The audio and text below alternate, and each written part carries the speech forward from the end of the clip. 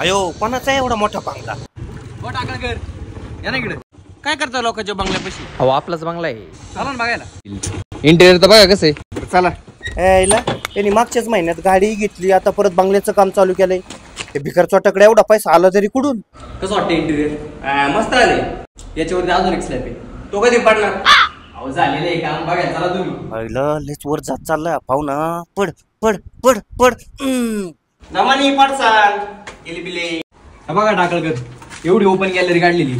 अगो बाबू यायला इथं नीट मला हागायला जागा नाही, यांनी किती मोठी गॅलरी बांधली. काय सांगायचं पाहुणं तुम्हाला, खूप कष्ट करावे लागले हो. कष्ट करायची लायकी आहे का तुझी भाडे? लिंबू आहे का? लिंबू लिंबू आहे ना. लिंबू असलं ना घराला वावळून टाका आहे. आणि ना भली मोठी बाहुली घ्या, ती पण इथं लावून टाका. आणि कोळ असतं का कोळ, ते ना खाली दरवाजाला लावा. आलं का लक्षात? बाकी बंगला एकदम व्यवस्थित बांधलाय. हा चला येऊ का?